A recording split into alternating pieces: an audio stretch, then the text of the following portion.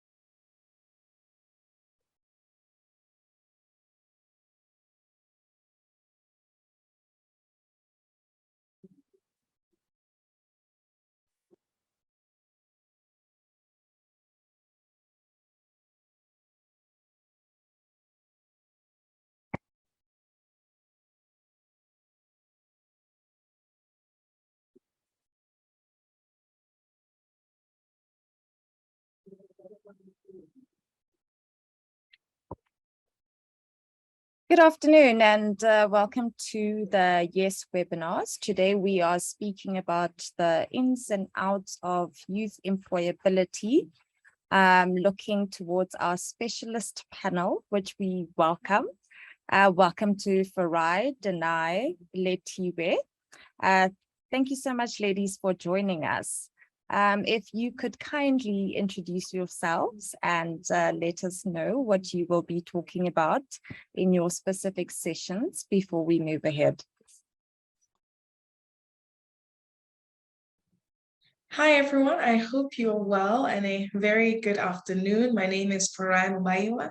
I'm YES's Chief Partnerships Officer, and what I will be talking about as we have this exciting webinar at the end of this Women's Month, it's just how young people can access YES opportunities, how you enhance your employability as a young person, and also how you overcome the barriers you face in finding employment. And of course, I'll be bouncing a lot off my colleagues on the call because there are so many synergies in the work that we do. I'll hand over to Thank you very Danai. much, Farai. Good afternoon, everyone. My name is Danai Nyagani, and I'm a program manager for training and development at Youth Hub Africa. I'm really excited to have this interesting conversation with all the young people that are joining on the call today. So my contribution to this webinar is just to talk around how networking is important for young people and how to go about doing that, and especially just around how we can capitalize volunteering as a means to be able to start our work experience within the labor market. So really excited to engage on those two topics. Thank you. Thank you very much, Danai. We look forward to your contribution. Letiwe. Thank you so much. Good afternoon, everyone. Letiwe Snotumokosi here from Youth Capital, an advocacy campaign that advocates for an evidence-based and youth-centered response to youth unemployment. And my contribution to today's conversation will be looking at, the challenges that young people face on their journey to employment, but also what solutions are needed to counter those challenges, help young people maximize on the experience, see the experience as stepping stones to future opportunities, and also how young people can support each other just as another way of countering the challenges that they face on the journey. So how young people can support each other on their journey to entering the labor market. I look forward also just to bounce off the points that will be made by my colleagues. Thank you so much, Letiwe. And thank you so much to everybody that has joined this very important conversation. For those of you who want a more detailed explanation around what exactly it is that we are interrogating today, the long and the short of it is that we are looking at ways to make you, the people that we serve, the youth, not only more employable, but we also want to give you hints and tips and tools on how to grow yourself wherever that it is that you may be in your journey, whether you are yet to be employed, whether you are looking for employment, or whether you find yourself in an employment space but are looking for ways to further your career. The important part of this conversation is that the aim of it is to teach young people such as yourselves things that you don't necessarily learn in the formal setting or classroom, as we call it, whatever that classroom may or may not look like.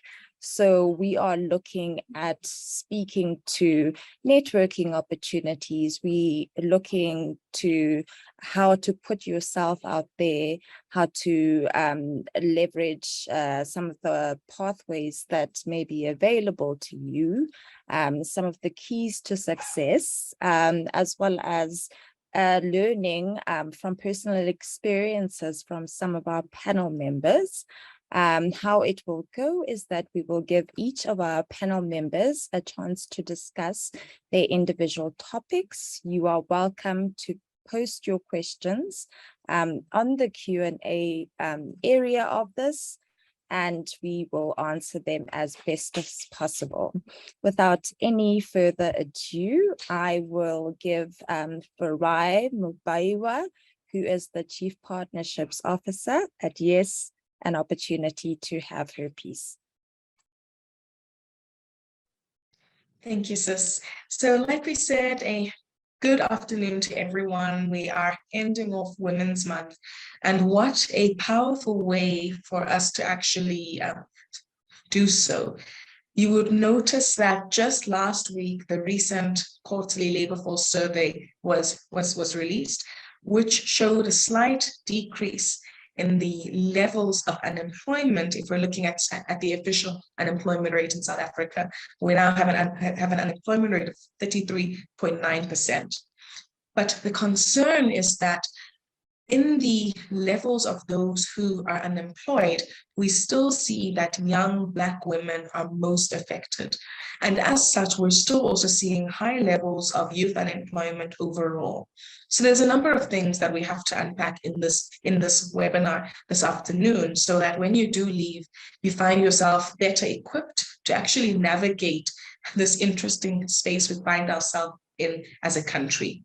First, I want to tell you a little bit about the YES program, and then I'll speak from the perspective of the employer in terms of what are key aspects employers are looking for and how can you leverage existing pathways to enhance your employability.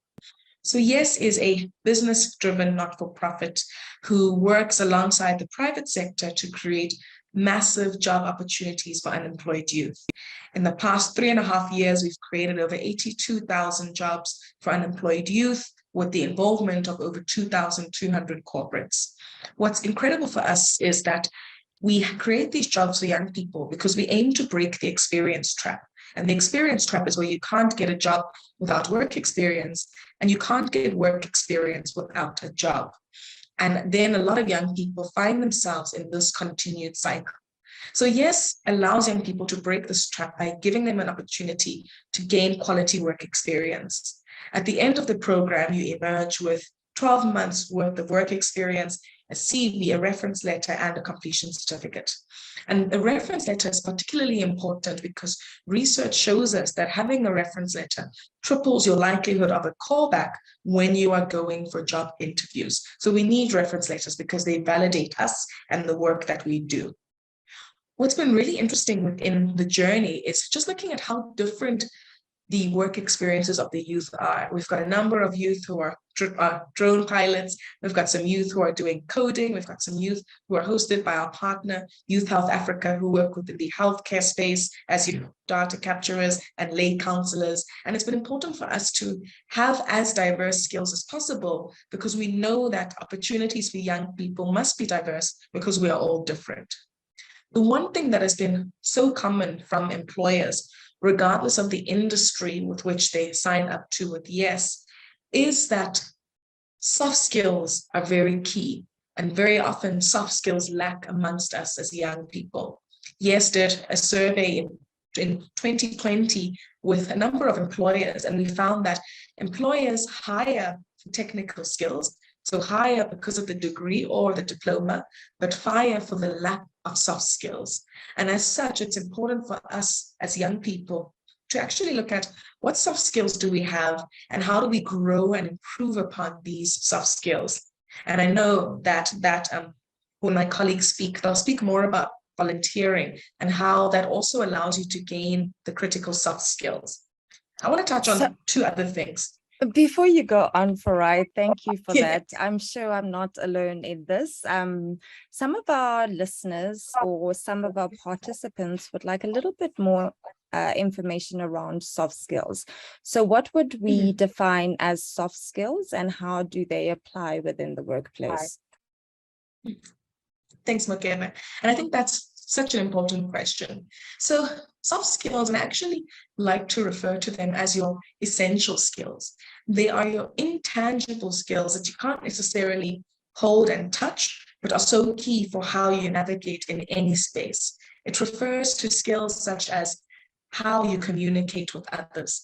It's skills such as how you deal with conflict, how you deal with a crisis, how you can adapt to different situations. And those are key skills, including how you work within a team.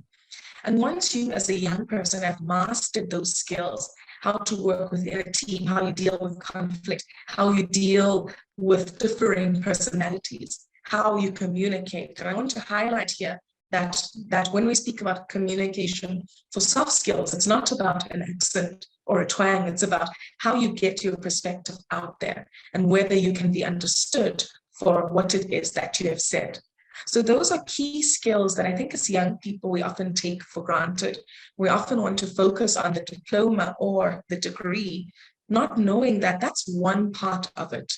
And I must just share as well that through my own experience, I did start off wanting to hire youth that had qualifications. The mindset that qualifications are so key in terms of making a great employee.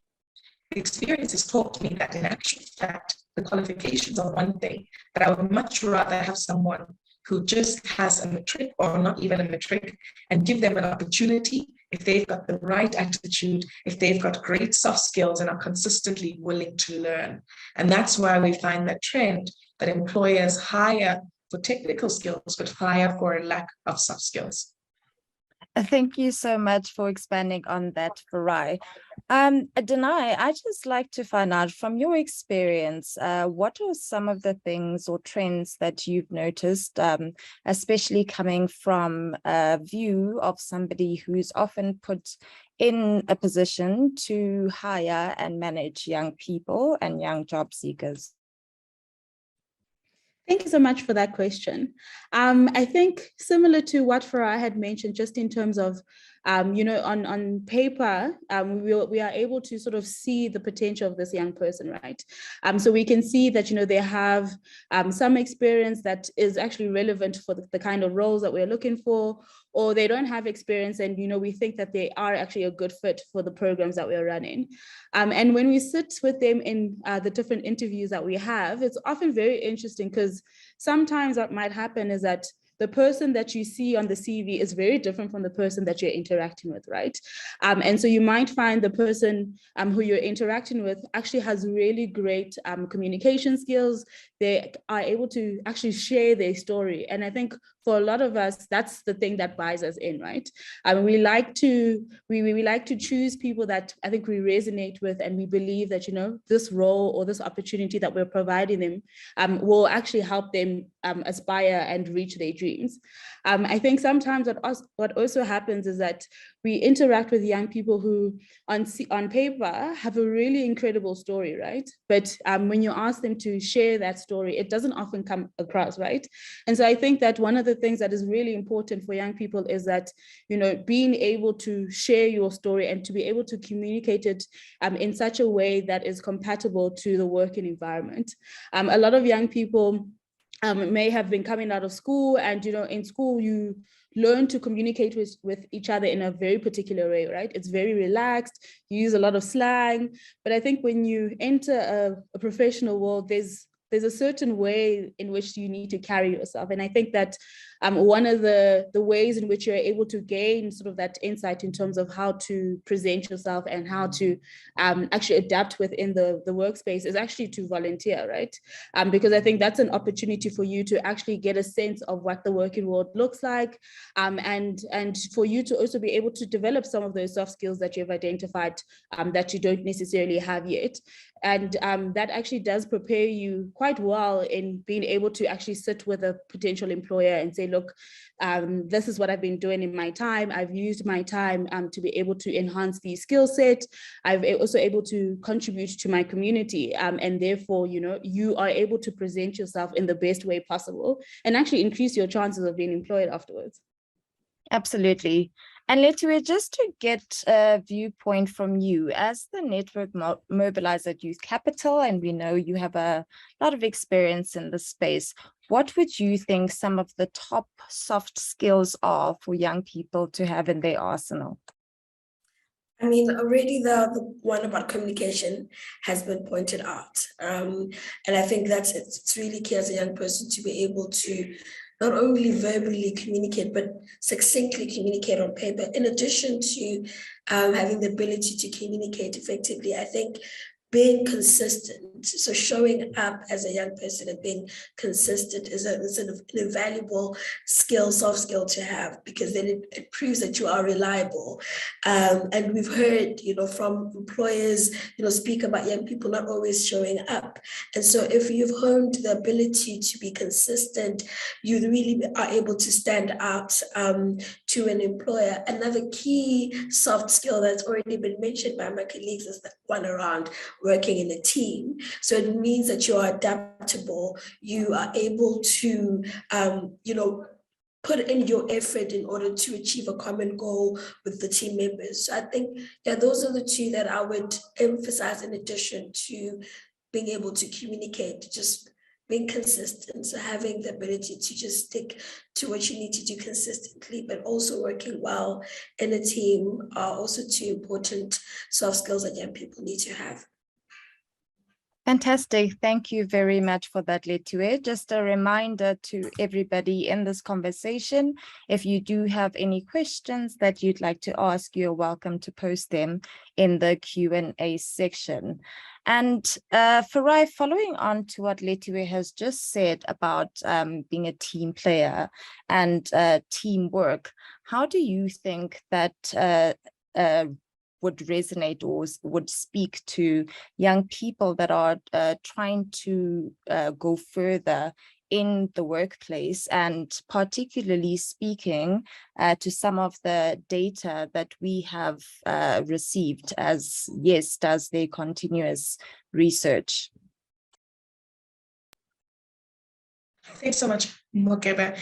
And I think, let me share with you a story so that we can make this a bit more practical in terms of how important it is for teamwork.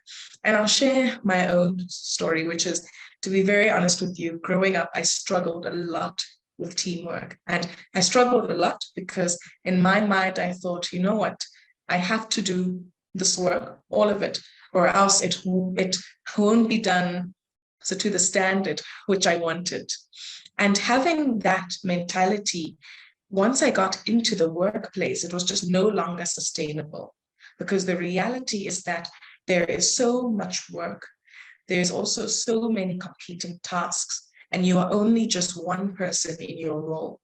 And the point of working within a team is that you leverage strengths from each other. There are things that I am great at, but there are things that I am not great at. And my colleagues, Letty and Danai and yourself, would be much better at those improvement areas I have. So when you work within a team, it's about leveraging the strengths that everyone has to get the job done. What's important, though, is that you have to be able to trust your teammates. And you also have to be able to, as your teammates, show up.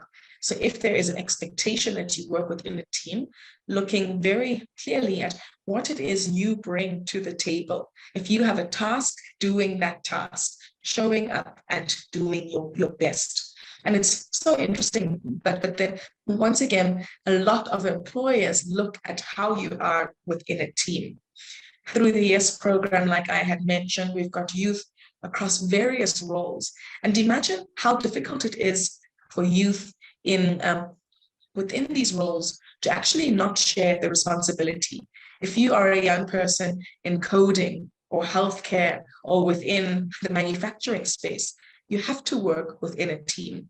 If we just look at one of the partners we have, which is Mobicel, when you are creating a phone, there are different components to the creation of that phone. And in fact, there's an assembly line. One person cannot make one Mobicel phone. It would take them, I don't want to say years, but months to be able to make one phone. But when you are in the assembly line, Farai will add on the batteries, Danai will look at the screen, Letty will check the functionality, Mokeba would add the charger, etc., etc. So that's how key teamwork is across the different industries. And I want to just encourage young people on this call to say, yes, you may be waiting for employment opportunities, but don't wait and sit idly. Look for what is happening within your community and how you can be involved. And Danai, through the work that they do at Youth South Africa, we speak a lot more about the volunteering aspect. But when you volunteer, you gain critical skills and tools, which you must include on your CV, so that when you are applying for that job opportunity, you already have reference that is speaking to your capabilities. Thank you. And I think this segues exactly into the point that Keith on the line has asked. Keith wants to know, how would you implement the skills and knowledge that you obtain at varsity in the workplace? And Letiwe, I'm giving this over to you. Thank you so much. Thank you, Keith, for that question. I think when I read it, what came to mind is firstly the importance to articulate what are the skills that you gained while you were at university. Oftentimes we do things so sort of in a very organic way without noting, actually, this is the skill that I'm exercising while doing this task. So I guess the first step would be to write down what are the skills that I gained while I was at university. So when I was a member of a particular club, say the tutoring club at university, what skills did I gain through that experience? Okay, I learned how to be a leader. I learned how to organize tutoring sessions, etc. And once you have articulated those skills for yourself, you're able to then align them to the skills needed in the workplace. So if you're applying for a role that requires you to organize, then you can simply say, well, I learned how to do that when I was at varsity while being part of a tutoring club. I can do that in the workplace. So it is really important as a young person to note down the skills that you have. Oftentimes when people take for granted the skills that they gain along both their soft skills and their hard skills. And so my charge to you, Keith, would be first note those skills down for yourself and then align them with what's required in the workplace. And then you'll be able to exercise those skills in the workplace because you've taken the time to note them down and match them to what is required. Keith, I hope that answers your question. Moving on to the next one from Anonymous, who wants to know, what are people's misconceptions and how can we combat them around young people in the workplace? Danai? Yes, I think this is often a question that is had by a lot of young people, right? So I think typically, young people are often portrayed as being either lazy, they're unprofessional, they don't have sort of the ability to be able to do the job. I think a lot of people have the misconception that, you have to baby a young person when they enter into employment, right? And that's not true. It's definitely not true at all. And I think one of the reasons why a lot of people have those misconceptions is that they don't take the time to actually know and get to know young people, right? And so if you don't know a young person, you don't really get the insights in terms of, what are the challenges that they face, what are the successes that they have, and what are the strengths that they have, right? And so I think one of the things that I'll always come back to is that it's really, really important that you are able to share your story, and to be able to share it in such a way where the person listening to it can see the value that you bring, right? So I know, for example, I'm not really good at report writing, and I think that's something that I've acknowledged. And I've been able to, I think, tell my teams that, look, this is something that I'm not really good at, but I am looking for opportunities to be able to improve that. And being able to, I think, know your strengths and weaknesses and to be able to articulate them, but also to be able to work towards strengthening those weaknesses is one of the ways that we could, I think, change the way in which young people are seen within the workplace. I think a second way that we can change some of the misconceptions around young people is to be able to, I think, go above and beyond what we're expected. So in the workplace, typically, your line manager your line manager may say, I need you to do to capture 10 pieces of information into the system. And I often think that, when young people start going above and beyond, the company really does see the value of having you in their company. And they actually realize that, if I don't have this young person in my operations, I will not be able to function effectively. And so I think it's really important for us as young people to, I think, always work towards, I think, showing sort of the strengths that we have, because we have a lot, and where there are weaknesses, to be able to actively work towards bridging them and ensuring that, we are taking the initiative to learn more and to better ourselves as a people as well. Thanks, Dana. I think it is so important for someone to recognize their strengths and weaknesses. But one question that does come up related to this is something that Farai would be able to speak to. And it is, when exactly do you identify or admit to your strengths and weaknesses? So if we are talking about interview techniques, for example, and some of the typical questions that might come up in an interview, what is the best route for a young person to go when asked a question that often comes up relating to strengths and weaknesses? Thanks, Mukebe, for the question. And I first want to start off in saying that I don't have weaknesses, I've got improvement areas. And I think if we can adapt how we phrase that, it also changes how we feel about ourselves and the value we bring. It's about having strengths and areas of improvement. In the interview prep, I think that we as individuals know ourselves. We also know what we are great at and perhaps what we have to improve at. I also think that our families know, and our friends and our partners and our colleagues know a lot about what we are great at and what we perhaps need to improve in. And so having that self-awareness is key for the interview, so that you do know what your strengths are and also what your areas of improvement are. When prepping for an interview, often my biggest advice to young people, to any friends or colleagues of mine who are preparing for interviews, is to say, practice them in real time. So there are so many resources out there which show you typical questions asked within an interview, and sit with a family member or friend and practice those questions so that you know how exactly you would answer them. And over and above that element of practicing for your interview, ensure that your personality comes out.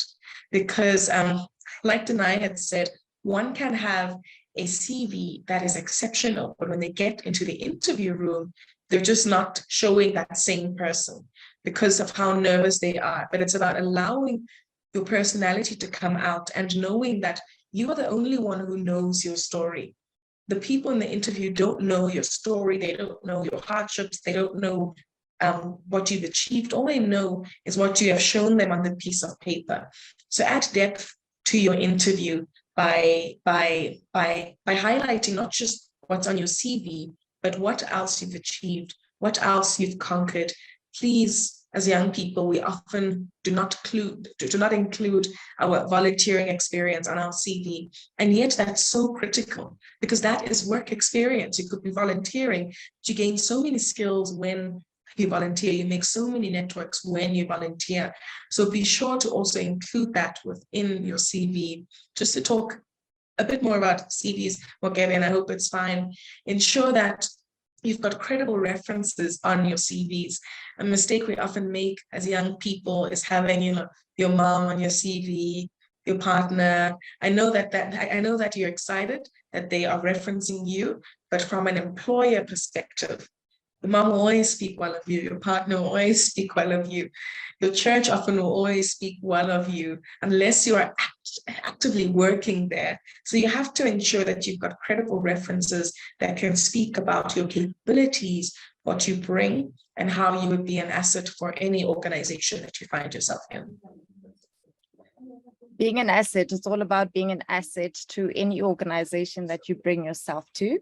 I'd also just like to take this opportunity to let any youth attendees know that if they do have questions that are not related to a particular topic, they can email us at youth@4youth.co.za.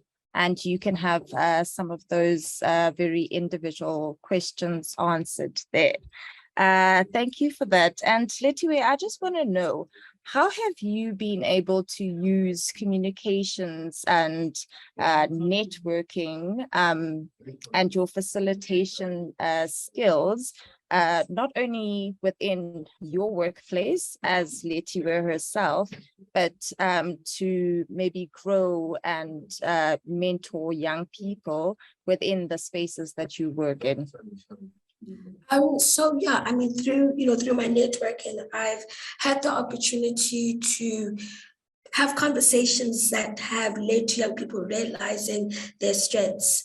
And I think on that note, my encouragement to young people is to take advantage of the people they meet along the way, to build connections with people and have genuine conversations, because those conversations can lead to them realizing what interests they have, realizing what skills they need to acquire. So through my facilitation with young people, I've had those kind of conversations that have led to aha moments for those young people to say, oh, wow, I'm actually good at these things, or, oh, I didn't know that I could study coding, I just thought I'm just interested in computers, but there's actually a career path for me. So that's how I've used my networking, just having conversations, helping young people connect the dots, between what they are good at and what the labor market is requesting. But I think also added to that, through my facilitation, I've encouraged young people to look outside of their immediate circles, because oftentimes as young people, you can be very much kind of narrow in your thinking and not think to quote unquote cross the line and speak to someone from a different background, from a different area, and so through my facilitation work and networking, I've encouraged young people to speak to people that are not part of the immediate circle. And I think on that note, to a young person who's joined us and is an employed youth and is thinking of ways to progress in their career, I would encourage you to speak to people from other departments. Don't only speak to your colleagues within your team, speak to other young people and connect. And in doing so, you'll realize, one, more about yourself and your interests, but also two, you will realize what opportunities exist outside of your current opportunity. Fantastic. And Danai, I know that you feel very strongly about volunteering, and a lot of times young people hear the word volunteering, and it sounds like some sort of distant thing and people don't know where to start. Could you potentially give us some examples of how young people can get involved within their communities to uplift not only their communities, but themselves? Absolutely. I think in terms of volunteering, yeah, there are many opportunities, I think, that are around us within our communities. I think we just don't necessarily see them as such, right? So for example, in the area that we work in within the healthcare system, we find that a lot of young people actually start working at local NGOs that are based in their communities.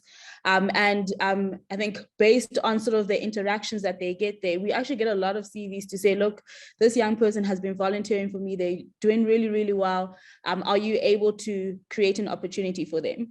And so I think it's really important, I think, as other speakers had mentioned earlier, that, you know, whilst you're still looking for employment, I think find an opportunity within your community. So be it your church, be it the local old age home that's in your community, be it a small organization that has been established there, and ask them, you know, how can I help you and your organization, I think, could continue to make the impact that they're making in their community.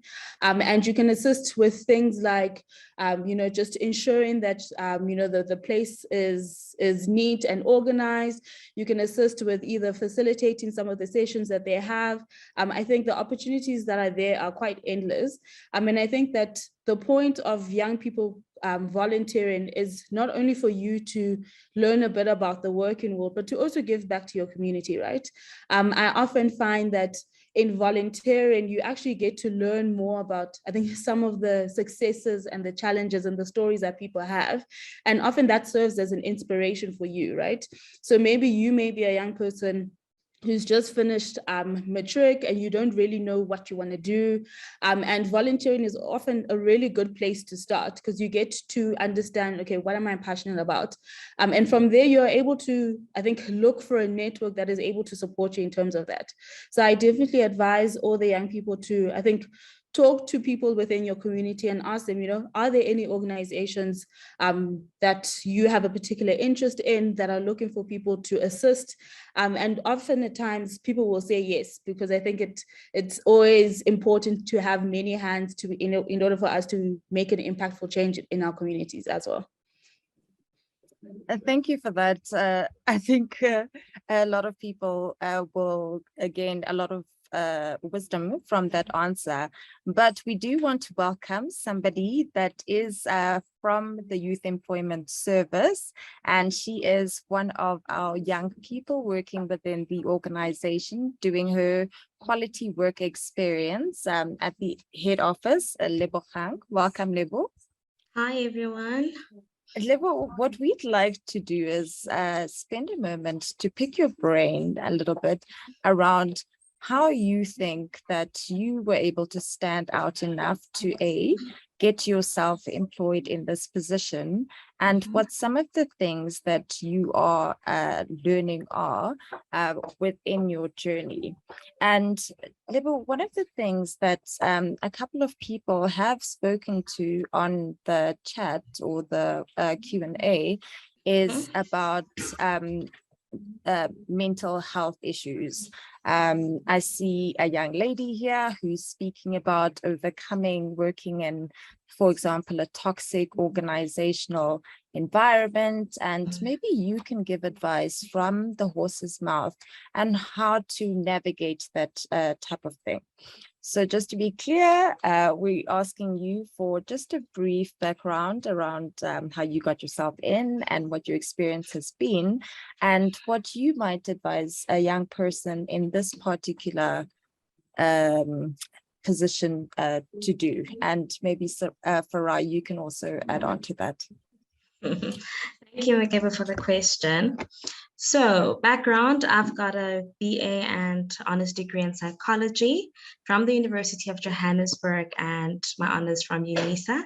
How I got the opportunity, funny enough, is that I literally went on Farai's Instagram page and she advertised the post. Number one, fear of the unknown. and I had to ask her, "Hi, my name is Lebu. I'm a young lady. Can you please hook me up with your email address, if I remember correctly?" And Farah was kind enough to say, "Okay, I don't know you, but I'll give you my email address because you are a young person that is looking to seek employment." And that is exactly what I did, came for the interview. And what I would say stood out for me and benefited me in getting the opportunity is learning about the company. It's so important, and I know it's cliche for a lot of us, but learn about the company. The minute I saw who was interviewing me as well was, okay, it's Farai. What does Farai do? How can I pick her brain a little? And those are the little tricks that we can use as young people that are trying to seek employment. And I know one thing that made Farai very happy and proud was the fact that I had read her her interview with the Maverick. And that is something that I quoted during the interview to say, "Oh, I saw you said A, B, C, D. How is YES going to impact the youth?" And showing that interest, showing understanding, and showing that you want to learn and you are in a space that you feel that you have a position and you're going to grow. That for me, I think stood out the most. And then with the last question with regards to the young lady that's suffering from mental health, unfortunately, I've also been there during my unemployment stages where I've went through the different stages of unemployment, such as saying, okay, today I'm optimistic and this week I'm going to apply for 5 jobs a day. And I do that, whether it's an admin job, a receptionist job, I apply. And unfortunately, that one rejection might dampen your mood and you feel depressed again, and it's back to stage 1. And it's all about being consistent, doing your research. LinkedIn, unfortunately enough for me, I've learned a lot from LinkedIn. Understanding the industry I wanted to go in, doing a lot of research. I kid you not, I've literally looked up on everyone's profile picture when I was still unemployed to say, oh, Farai has this. How did she get into that industry? Oh, Danai has that. How did she get into that industry? Doing research on those companies, it's really, really all about being inquisitive, all about being spontaneous and really, really wanting to grow within the stream that you've studied, or if you're in matric, understanding your why and understanding where you want to pursue your career aspects. Yeah. We love it. Thank you so much, Lebogang. I think that you. would be an inspiration to everyone. There's another person who has a very valid question that says that they have tried and done the volunteering thing. They're between 31 and 34 years old. What is it that as a next step they can take? And I think, Lebo, some of what you were saying around platforms such as LinkedIn are ways to go. But Farai, I'd like you to take this on, looking into the pathways available to young people as a whole. Sure thing. And I think that, when Lebo shared her story, it just reminded me of her interview. She took all the steps that we have spoken about in this webinar, and she was so impressive that right after that interview, myself and the lady from HRDS knew that, okay, we have to hire her and she has to start tomorrow. And it's because, Lebo, of how impressive you were, how you let your personality shine, how you weren't limited in terms of your CV, and also in how you had done your research. And so I think we'll be able to answer that question. There's 2 ways, right? One is that the youth unemployment crisis in South Africa it's a crisis. And unfortunately, there are less jobs than there are people who are looking for those jobs. And that means that as young people, we have to choose between one of 2 pathways.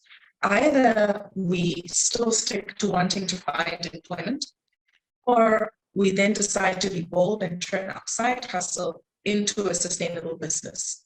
If we pick option one, which is that we still want to find employment, we have to be deliberate and intentional with how we put ourselves out there. I agree with Dulevo that LinkedIn is such a powerful tool. I actually have a rule for any of my mentees, and that is that one LinkedIn post a week, minimum. And that should be a post about what you do, or it should be a post where you share what someone else does. But you'd be surprised that the more active you are on LinkedIn, the more visible you are for opportunities. Because LinkedIn's algorithm is so exciting that if myself and Letty are not connected on LinkedIn, if she likes something that they all posted, I will see that as well. And that then means that I'm exposed to opportunities beyond my immediate work on LinkedIn. So the same way as young people, we can be on TikTok, go Instagram, Facebook posting, we also have to be very active on professional platforms like LinkedIn, which enhance our presence and also our employability. And there have been a number of young people who I saw first on LinkedIn and then said, you know what, actually, you'd be great at YES. And it was not about the qualification, but it was about how they are showcasing their capabilities. And as a result, that part of the interview was done. The actual interview in the office was now just a formality. So how are you using LinkedIn to go beyond your network and to showcase your work and impact? The second thing is that if we then say, okay, as a young person, I want to go on the entrepreneurial route, we have to do research. I don't think we as young people research enough. And the reason I can say that so confidently is that I remember a few years ago, I was in Ethiopia on a Saturday and the library was full, completely full. If you go to a library in our country on a Saturday, it is near empty. And what does that tell you about how we are accessing information, how we are accessing research, how we are doing that work? And there's a lot of research out there in terms of not just employability, but turning your side hustle into a sustainable business. You can check on platforms like the NYDA, there's funding from CEDA, the IDC as well. There are a lot of funding bodies out there. We also are blessed to live in a country that has got a lot of incubators. There are so many incubators that just want to help you better your business and will help you do research in terms of who your target market is, what is your product or service. And in most cases, these incubators are free. So how many of us are looking at these incubators and are going through these journeys? There's also a lot of free online sources. One of the ones which I can reference now is the SAYouth.mobi platform. That platform has got learning and earning opportunities for unemployed youth, zero rated across all mobile networks. And on there are entire modules about the hustle economy, free modules about looking at your side hustle and making it sustainable. So young people, there are opportunities there, and it may not always look like formal employment, but there is definitely something that is there. And it's about how do you leverage what works for you? And also how do you research the numerous partners? On this call alone, you've got 3 different partners, all who are doing good and incredible work looking at creating and massifying opportunities for young people. And I think Youth Capital definitely takes it a step further in terms of looking at what are the barriers young people face and how do we remove those barriers from a policy perspective. So there's a lot of work being done, but it's about researching, putting yourself out there and continuing to grow. And Letty, I've been dying. Thank you, Farai, to ask you this question all afternoon. So if you were to be asked how to use your position and generally your knowledge around business development to see African youth reach their potential, if you were put on the spot and you were to be asked to give an answer around what it would take to help young South African youth prosper on the continent and particularly in this country, what would that be? I think, I'd say it's really a matter of linking your strengths as a young person with the need in your immediate community. So if your strength as a young person is to sell goods, right? You're really good at sales. How do you connect that to the needs in your community? If you see that in your community, there are young people with a matric but don't have work opportunities. Maybe if you're good at sales, how about you take 3 of those young people and you teach them about just the natural knowledge that you have around sales, impart that knowledge to them and enable them to also become really good salespeople. And therefore you are using your strength to really meet a need in your community, but also in doing that, you're also, if you decide to be an entrepreneur, you're also building your business through that. But it's not just about you, but it's about others as well, which actually links to the point that Danae was making earlier, that as young people, when we serve, we don't only serve to grow ourselves and grow our skills, but we also serve to better our communities and make a difference. So yeah, I think that's what's needed in our continent and in all the countries across the continent, where young people connect their strengths to the need in their communities.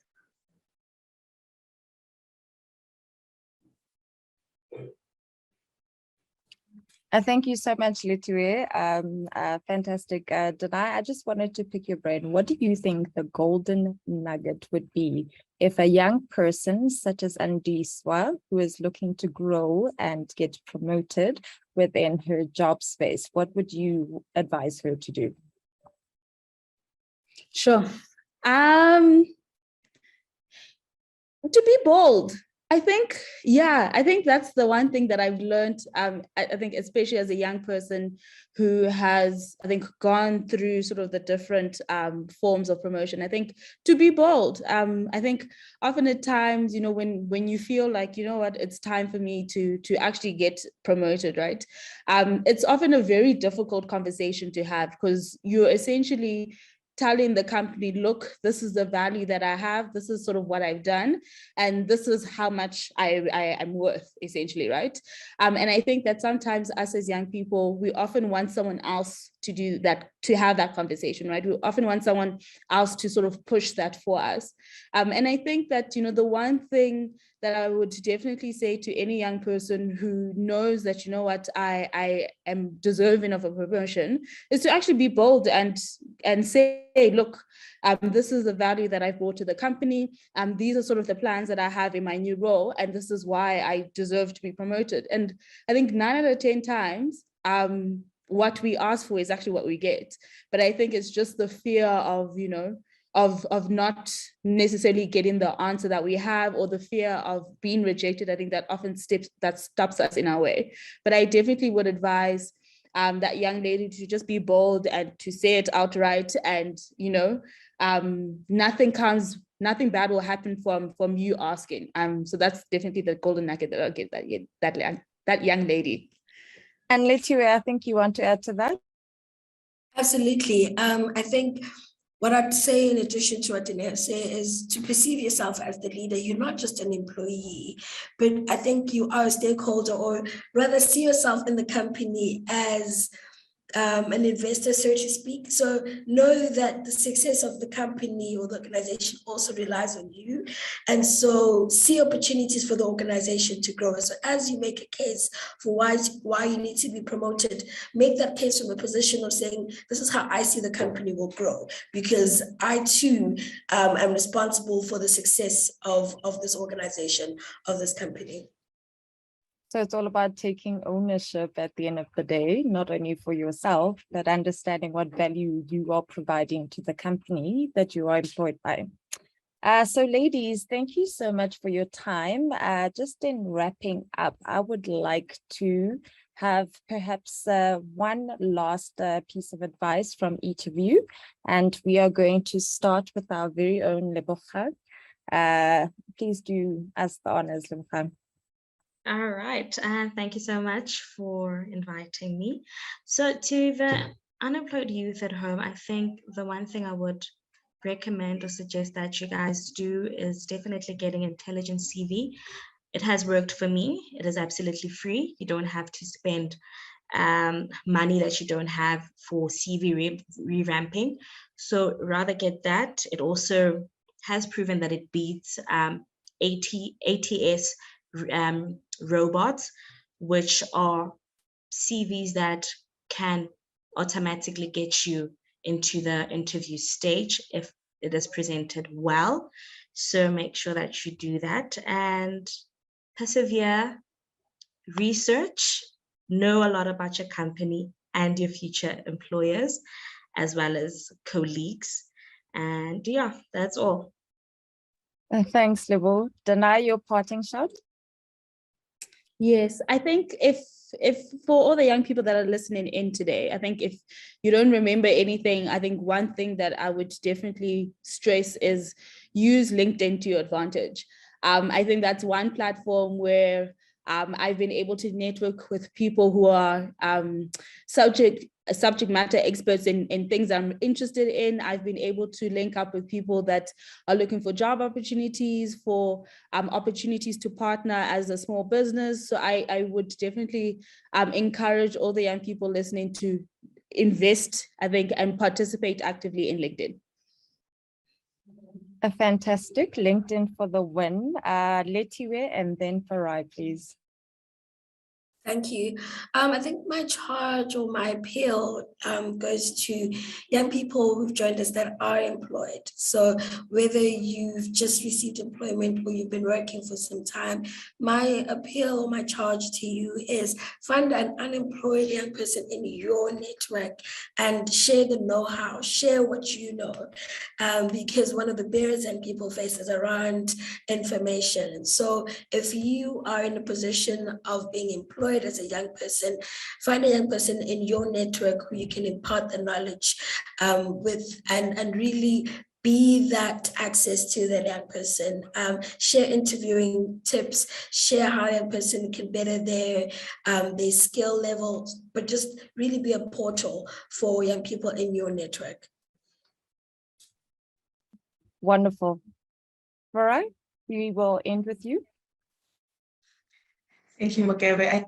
First of all, my colleagues have said everything so well. So I think that we are so captured there. I would just add one more thing, especially in light of Women's Month. There is a study from the Harvard Business Review and from Forbes as well that says that men apply for employment opportunities if they meet just 60% of the criteria. Women only apply if we meet 100% of the criteria. But when we do that as women, we are selling ourselves short. We are being too harsh on ourselves, and we are actually not allowing the opportunity to even reach us. So as women, apply and be bold and believe in yourself. You don't have to meet 100% of the criteria to actually get the job. It's about applying and seeing what skills you have that match that job. And even if it's only a 60% match, still do apply and try. Power to women. I'd just like to say thank you very much to our panelists for making the time to come out here and impart us with their knowledge. Thank you very much to Denai, to Lebo, to Farai, as well as to Letiwe. Thank you very much to Youth Health Africa, to Youth Capital, and of course to YES for allowing this session to take place. And most importantly, thank you to all of you that signed up, and you did it. You followed through just by coming and staying here for the hour. I hope you have a lovely afternoon. Again, if you do have any questions, you're welcome to send them through to youth@yesforyouth.co.za. And we will endeavor to get back to you as soon as possible. Thank you and good afternoon.